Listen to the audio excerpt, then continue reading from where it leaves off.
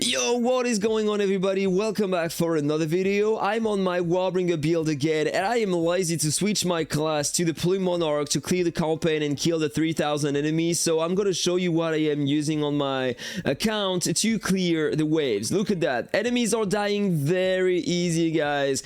But unfortunately, this is not a free-to-play. Right? If you have any build, free to play, any solution, I'm still working on that with the other classes, especially the Warbringer. If you have any idea how to beat the floors, the campaign stages without using paid items, let me know in the comment below. I'm gonna make another video on that, but I'm still working on that. I'm trying to find some ways to clear waves with the Warbringer without using paid items, but for now, yeah, it is just not working because the Warbringer class deals some counter damage, and to release some counters, you need to take damage, so you need to tank some damage coming from the enemies, and the more the enemies you have on the waves, the more the counters you're going to release, which means that you are more efficient against waves of enemies instead of against bosses, right? So this is the Warbringer.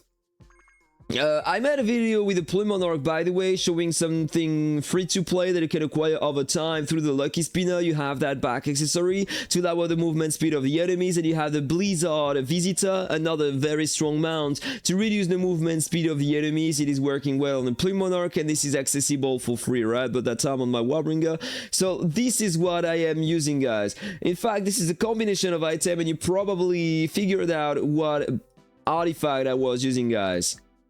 This is steel, one of the best artifacts to have for every PvE content, because you are going to heal a crazy amount of HP, in fact, in battle.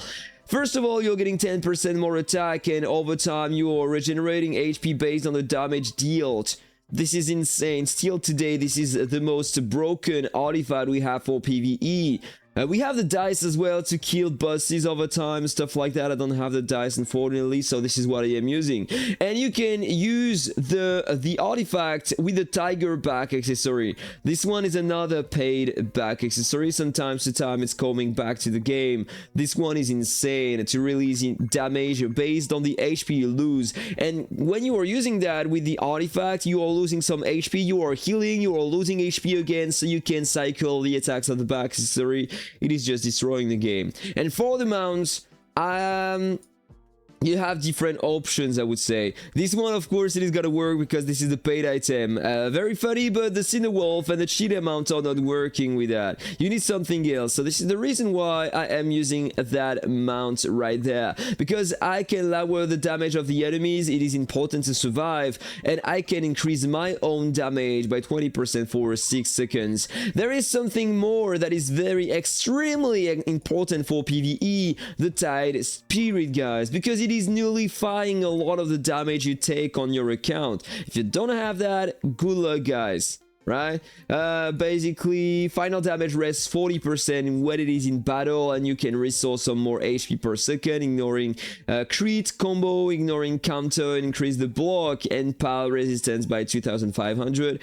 This one is broken as well. I don't have a lot of good stats right there. You don't really care about that, but if you can have some more tenacity, maybe in my health, but over time, it's gonna fade away, so yeah. So this is the key for the build.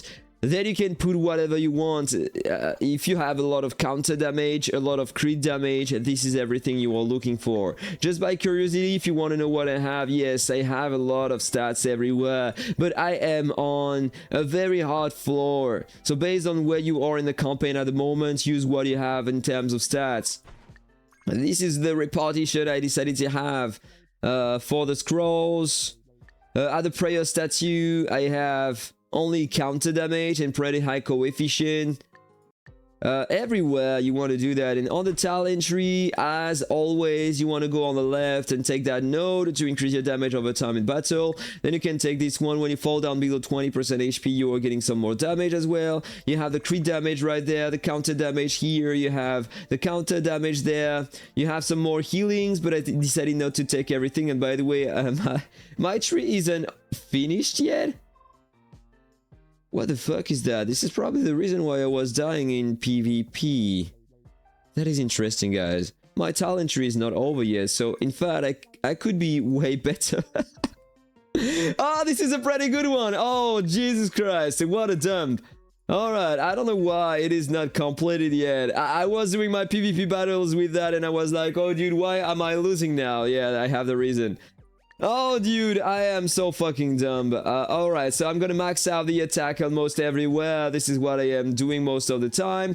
Warbringer against DPS, yeah, I am gonna try to get that. The crit resistance is important and you want to take the energy skill regen for both PvE and PvP, of course.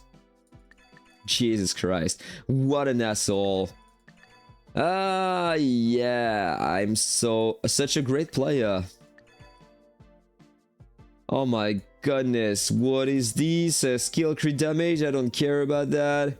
Right, and then on the 10 beast tree, I want to go at the top for PvP, right? This is what I am gonna unlock, guys. I wanted to work on my resistances, in fact, for PvP. And max out my attack. I'm gonna put 30 points right there.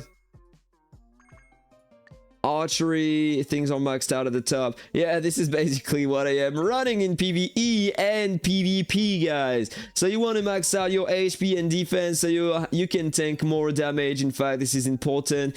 Yeah, I'm gonna put the HP to 30, the HP to 30 right there as well. And basically, you don't need a lot of stats here on the talent tree for PvE battles. Just need to balance and put most of your points into the attack and then things should work correctly, guys.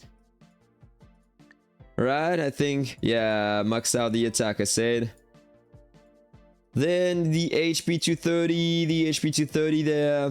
Hey, it's alright, I'm gonna work on that later, guys, but normally it should work even better now. Yeah, this is almost the same, in fact, I feel like. So whatever, about the mounts. About the skills, guys, these are the skills I am using, just in case you are asking for that. The relics here and the skills right there. The best things you can have. Reduce the damage you take with the deer, then increase your counter, the level the crit resistance of the targets. It's increasing by a lot your damage. Increasing your crit damage with both these spells is working well. And these are the skills you want to use. That was the attack and then everything to increase the damage you deal to the enemies on the pieces of gear. Crit rate and counter on every single one. On the divining path, I decided to have only pierce, mostly pierce, and crit rate, so I have more than 100%. And then I have things for PvP, such as the ignore counter and stuff like that. Ignore counter, ignore combo. Pierce, 4,262. Can probably have better later, but yeah, this is what I am using, guys. All right, so let me know what you think about that in the comment below. I'm gonna continue working on some builds to try to find something working without some paid items all the time with that class, the Warbringer. Maybe I can find something to tank more damage and to heal without using paid items. I'm gonna work on that. Let me know if you have any idea in the comment below so I can work on that and make another video to show things to other players. Have a nice day, take care, and see you in the next video. Bye bye, guys.